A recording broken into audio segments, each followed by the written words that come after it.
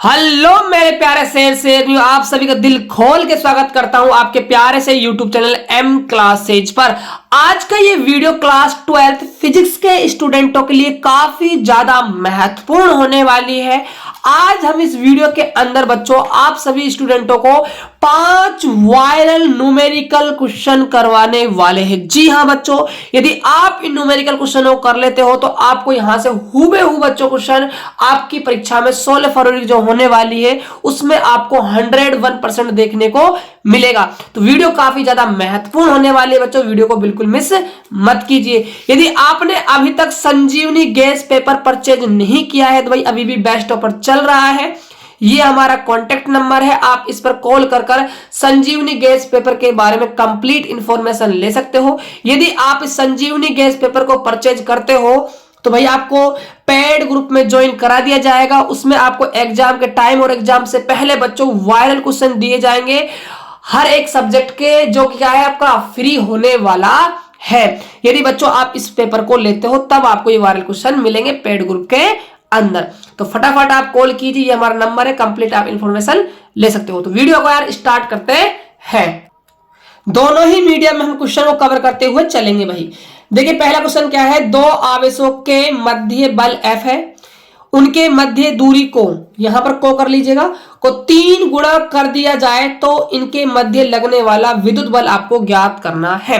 बात की जाए इंग्लिश में, the force between two charge is F if the distance between them is 3 times the find the electric force between them।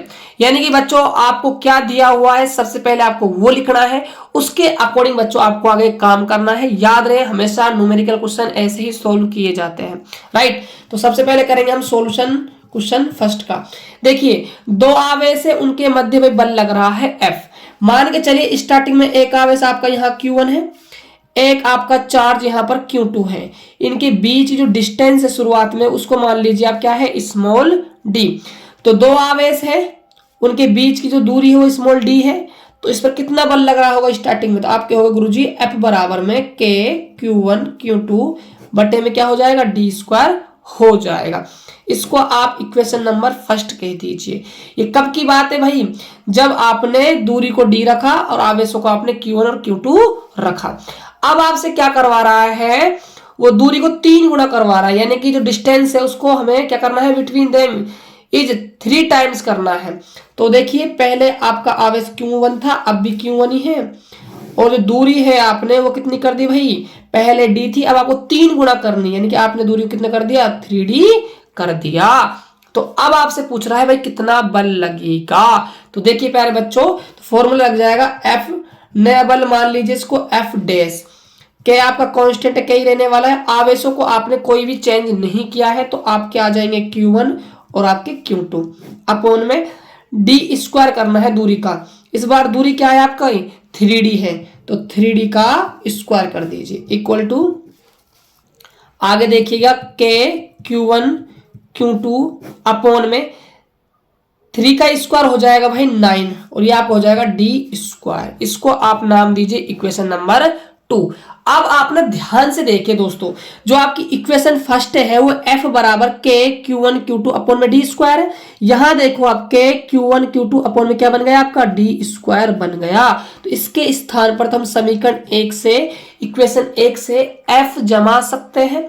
तो F dash equal to आपका आ जाएगा F by 9 बच्चों आपका आ जाएगा। तो अब जो नया बल लग रहा है वो पहले की तुलना में कितना लग रहा है भाई, 9 गुना कम लग रहा है, यानी कि F बाई 9 बच्चों लगेगा। ऐसे बच्चों आपको इस सवाल को करना था। बच्चों इस वाले क्वेश्चन पर ना इस पैटर्न बहुत सारे सवाल बनते हैं। कभी आपसे कहेगा आवेशों को आप दो गुणा कर दो, राइट, कभी दूरी को आधा करवा देगा, इस टाइप से बहुत सारे क्वेश्चन बनते हैं बच्चों। तो सारे क्वेश्चनों को आपको ध्यान से करना है। हमने एक टाइप का क्वेश्चन लिया है जब हमने दूरी क्या है 3 गुणा किया है, ये 4 गुणा भी कर सकता है, 5 गुणा भी कर सकता है। आपको हमेशा ऐसे बच्चों सोल्व करना होगा। बात करते हैं नेक्स्ट क्वेश्चन की। तो क्वेश्चन नंबर 2 है, दिए गए चित्र में सतह से निकलने वाला विद्युत फ्लक्स का मान ज्ञात कीजिए। बात की जाए इंग्लिश में, इन दी given diagram write the value of electric flux passing from the surface, यानी कि आपको सरफेस दिया हुआ है, इसमें आपके दो चार्ज रखे हुए हैं Q1 और Q2, तो आपको कितना इससे फ्लक्स गुजरेगा सरफेस से, ये आपको बताना है।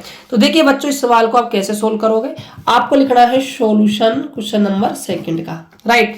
देखिए आपको क्या डाटा दिया हुआ है उसको लिखिए, पहले आप गिवन डाटा, तो आपको जो डाटा दिया हुआ है, आपको दिया हुआ है Q1 का वैल्यू है 2 माइक्रोकुलम, और आपको दिया हुआ है Q2 कितना है, -1 माइक्रोकुलम। आपसे फ्लक्स पूछ रहा है, यानी φe आपसे भाई पूछा जा रहा है। अब देखिए बच्चों, आप ना फ्लक्स निकालोगे, तो फ्लक्स निकालने के लिए आपको सबसे पहले फ्लक्स का फॉर्मूला पता होना चाहिए, तभी तो आप फ्लक्स निकाल पाओगे। तो आपको लिखना है यहाँ पर V नाउ डेट, हम जानते हैं कि जो फ्लक्स होता है φe वो इक्वल टू होता है सिग्मा क्यू। सिग्मा क्यू का मतलब है कुल आवेश अपॉन में एप्सिलॉन नॉट, निर्वात की विद्युतशीलता। अब देखिए यहां पर आपको सबसे पहले निकालना होगा सिग्मा क्यू। सिग्मा क्यू है कुल निकाय का आवेश, कुल सरफेस का चार्ज। तो देखिए टोटल सरफेस का चार्ज कैसे निकालोगे भाई, आप जितने भी चार्ज उनको सबको क्या कर दोगे, आप प्लस कर दोगे। तो ये आपका है 2 माइक्रोकुलम, -1 माइक्रोकुलम, यहां से ऐड करते हो तो आपको मिलेगा 1 माइक्रोकुलम, आपको सिग्मा क्यू मिलने वाला है। जब आप माइक्रोकुलम में चेंज करोगे तो आप 10 की घात -6 से क्या है, मल्टीप्लाई कर दोगे। तो ये आपका आवेश आ गया किसमें, कुलम में।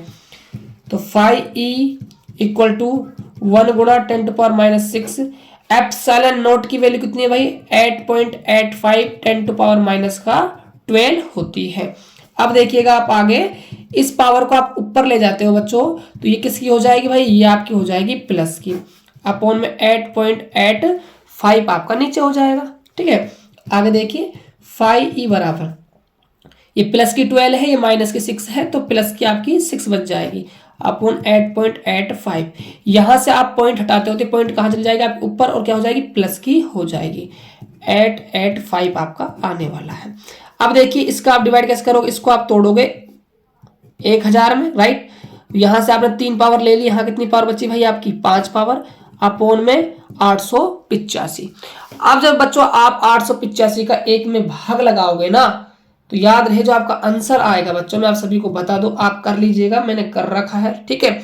और इन पावरों को भी आप क्या है, भाग वगैरह लगा कंप्लीट, जो आपका आंसर आने वाला है वो 1129943 बच्चों आपका आंसर आ जाएगा। इसको आप बच्चों आराम से आप देख भाग लगा लीजिएगा, या तो आप ऐसा कीजिएगा 10 की पावर 8 यानी 10 जीरो है ना, तो 10 के पीछे 8 जीरो है, मतलब कहने का मतलब बच्चों 8 जीरो है,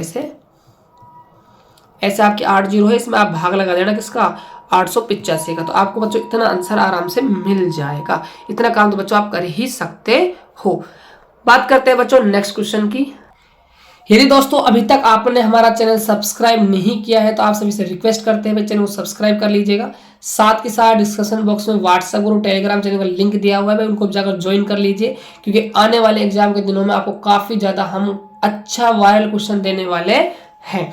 तो बात करते हैं क्वेश्चन नंबर हम 3 की। आपसे कह रहा है यदि HCl अणु के 2 आयन H+ व Cl- के मध्य की दूरी 1 एंगस्ट्रॉम हो तो विद्युत द्विध्रुव का विद्युत द्विध्रुव आघूर्ण ज्ञात कीजिए। इंग्लिश की बात की जाए, the distance between H- and HCl- ion in HCl molecule is 1 angstrom, find the value of electric dipole moment of HCl molecule। ये आपको वही पूछ रहा है। तो देखिए इसका सॉल्यूशन आप कैसे करोगे। तो सॉल्यूशन थर्ड, आपको देखो क्या है, HCl दिया हुआ है, ये आपका HCl था, ये फिर टूट गया बच्चों H+ में, और क्या बन गया, H और Cl- में। तो H+ और Cl- ने क्या बना लिया, एक इलेक्ट्रिक डाइपोल बना लिया। भाई सही बात है ना, इलेक्ट्रिक क्या बना लिया, डाइपोल बना लिया। क्यों, क्योंकि सेम चार्ज है बच्चों, ठीक है, राइट। तो देखिए इनके बीच की जो डिस्टेंस है वो कितनी है भाई, 1 एंगस्ट्रॉम है, यानी D का मान दिया हुआ है आपको 1 एंगस्ट्रॉम। तो एंगस्ट्रॉम को हम चेंज करोगे 10 की घात -10 से, क्या मल्टीप्लाई कर दोगे, मीटर में आपका बदल जाएगा, राइट। आपसे ना विद्युत द्विध्रुव आघूर्ण पूछ रहा है, मतलब आपसे पूछ रहा है find the value of electric dipole moment, यानी कि आपसे विद्युत द्विध्रुव आघूर्ण पूछ रहा है। तो फॉर्मूला भाई आपको पता होना चाहिए। तो फॉर्मूला होता है वी नाउ डेट। हम जानते हैं कि बच्चों मैं दोनों ही मीडियम में क्वेश्चन को लेते हुए चल रहा हूं, जिससे कि ना तो हिंदी मीडियम में परेशानी हो ना ही इंग्लिश मीडियम परेशानी हो, राइट।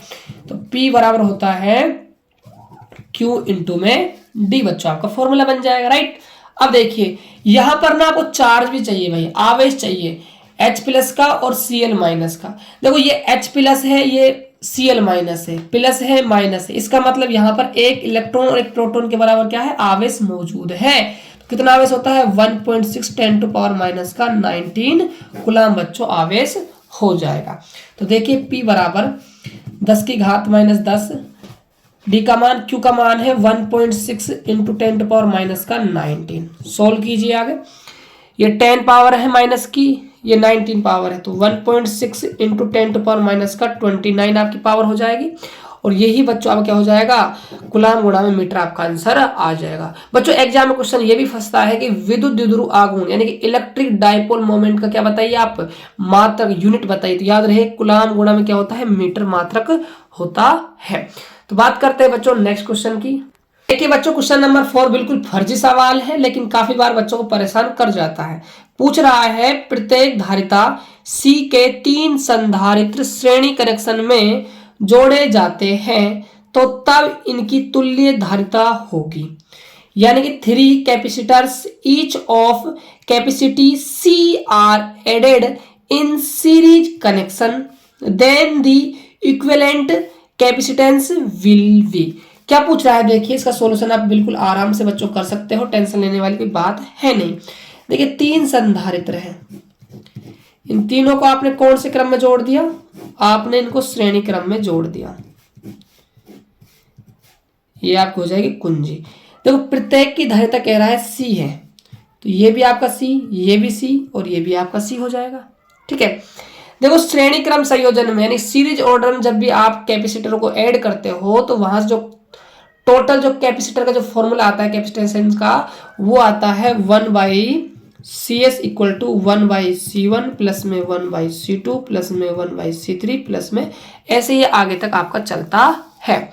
अब देखिएगा ध्यान से, तो 1/CS C1 पहला जो संधारित्र है उसकी धारिता भी C है, दूसरे की भी क्या है भाई C है, तीसरे की क्या है भाई C है, ठीक है। आगे देखिए 1/CS इक्वल टू आपका जो एलसीएम आने वाला है वो C आ गया, यहां से 1 प्लस में 1 प्लस में 1 को हमें ऐड करना है, तो 1/CS इक्वल टू 1 1 1 क्या हो जाएगा आपका 3/C हो जाएगा।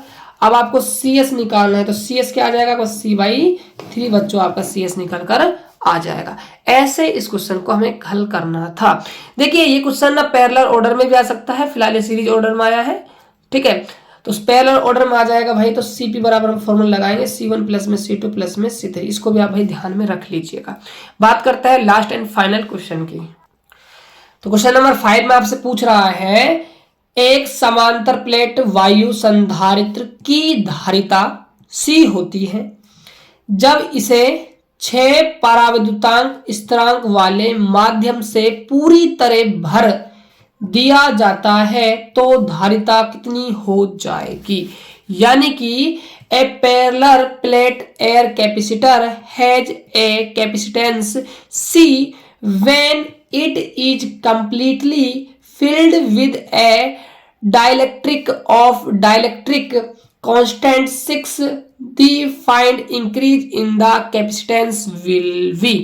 ये जो क्या हुआ, सबसे पहले जो आपका समांतर पैरेलल जो प्लेट संधारित्र है कैपेसिटेंस, उसको आपने कहाँ रख रखा था, एयर में रख रखा था, ठीक है। तो एयर में जब हम रखते हैं पैरेलल प्लेट संधारित्र को, तो धारिता का फॉर्मूला आता है C equal to A epsilon naught upon में D, ये आता है, ये नोट लगा दीजिए भाई यहाँ पर। Equation number first note present कर रहा है एयर को, ठीक है। अब आपने क्या किया, इस संधारित्र को आपने पराविद्युतांक में रख दिया, यानी कि माध्यम में रख दिया, उसका पराविद्युतांक कितना है 6, मतलब एप्सिलॉन R कितना है भाई 6 है, इसमें आपने इसको रख दिया। तो जब भी हम संधारित्र की प्लेटों के अंदर माध्यम भर देते हैं तो जो फॉर्मूला आता है माध्यम का C equal to A epsilon naught epsilon R upon में D आता है, यहां हम क्या लगा देंगे भाई m, मीडियम की धारिता के लिए, राइट। अब आप ध्यान से देखो A epsilon naught upon D, तो आपका क्या बन गया, समीकरण 1 से सी नॉट बन गया, तो सी एम बराबर में सी नॉट गुणा में एप्सिलॉन आर हो जाएगा। और एप्सिलॉन आर कितना है आपका भाई 6 है, तो ये 6 एप्सिलॉन, सॉरी ये सी नोट है भाई, है ना बच्चों, सी नोट है ना, ये आपका सी नोट है, तो ये 6 सी नोट हो जाएगा। तो जो नई धारिता आएगी माध्यम वाली, वो निर्वात की धारिता की कितनी हो जाएगी भाई, 6 गुना हो जाएगी। ऐसे आपको क्वेश्चन नंबर 5 को भाई सोल्व करना था। काफी शानदार क्वेश्चन है। तो ये आपके भाई 5 वायरल क्वेश्चन कंप्लीट हुए न्यूमेरिकल। इसके बाद बच्चों आपको एक और न्यूमेरिकल क्वेश्चनों की वीडियो मिलने वाली है जो भी काफी जबरदस्त होने वाली है, उसके अंदर भी हम सभी वायरल क्वेश्चनों को क्लियर करेंगे। तो आई होप कि आपको सेशन काफी अच्छा लगा होगा। यदि आपको वीडियो अच्छा लगा हो तो भाई चैनल को सब्सक्राइब कर लीजिएगा। व्हाट्सएप ग्रुप में जुड़ने के लिए आप हमें 9024796410 पर हमें कॉन्टेक्ट कर सकते हो, और गैस पेपर लेना है तब भी आप यहाँ पर कॉन्टेक्ट कर सकते हो। तो मिलते हैं और एक बेहतर वीडियो के साथ, तब तक के लिए जय हिंद, वंदे मातरम।